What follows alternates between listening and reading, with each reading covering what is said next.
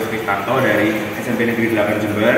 Saya akan memberikan informasi terkait video pembelajaran tentang teks puisi rakyat, yaitu pantun, gurindam, dan juga syair. Yuk kita simak bersama. Yang pertama yang perlu kita ketahui ada sasaran dan tujuan pembelajaran. Jadi di dalam video yang sudah saya tampilkan ini gini anak-anak, kita harus punya tujuan dulu, kita harus punya sasaran dulu. Nah, sasarannya itu apa? Sasarannya sudah saya jelaskan di belakang ini ya. Jadi kita harus tahu ciri-ciri pantun, kita harus tahu ciri-ciri gurindam, kita harus tahu ciri-ciri syair dan sebagainya. Apa itu puisi rakyat? Nah, puisi rakyat ini biasa disebut sebagai puisi lama. Jadi puisi rakyat itu adalah puisi yang yang diturunkan secara turun-temurun, yang tradisional seperti itu ya. Puisi rakyat ini sudah ada sejak zaman dahulu kala, rata-rata menggunakan bahasa Melayu.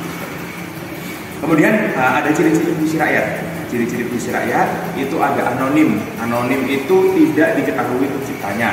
Kemudian ada juga bentuknya sederhana, kemudian disampaikan secara lisan, jadi dari mulut ke mulut. Nah, berikutnya kita tampilkan jenis-jenis puisi rakyat ya. Jadi di sini sudah ada jenis-jenis puisi rakyat. Ada pantun, syair, gurindam, mantra, kalibun, karmina, seloka, dan juga bidal. Nanti kita hanya akan bahas 3 saja sesuai dengan yang ada di buku paket ya. Kita hanya bahas 3 saja. Kemudian ada fungsi puisi rakyat. Fungsi puisi rakyat itu sebagai sarana hiburan, kemudian sebagai penyampai pesan moral dan nilai-nilai budaya serta pemersatu masyarakat. Nah, itu kuncinya di situ. Baik, kita mulai dengan pantun ya. Jadi pantun ini mungkin anak-anak kalian sudah pernah menemuinya di SD. Jadi pantun itu adalah sebuah puisi rakyat yang tersusun dari 4 baris. Kemudian itu biasanya tujuannya untuk jenaka, untuk humor, ataupun sebagai nasihat-nasihat atau petua-petua bersifat agama maupun yang bersifat hal yang berkaitan dengan kehidupan sehari-hari. Berikut ciri-ciri pantun ya. Jadi ciri-ciri pantun itu yang pertama adalah 4 baris ya. Satu baris itu berisi 4 baris. Kemudian setiap baris itu harus terdiri 8 sampai 12 suku kata. Kemudian rima akhir itu ABAB. Kemudian di baris 1 dan 2 disebut sampiran, baris 3 dan 4 juga disebut isi. Jadi 1 dan 2 disebut pernyataan, biasanya seperti itu. Yang 3, 4 baru disebut isi. Kita beralih ke syair. Kita tahu syair ini biasanya menggunakan bahasa Melayu. Karena apa? Karena syair itu memang sudah dari zaman dahulu ya. Di sini sudah Pandri tampilkan salah satu contoh syair, yaitu Bidasari Lahir. Ini saya ambil dari website Ruang Guru.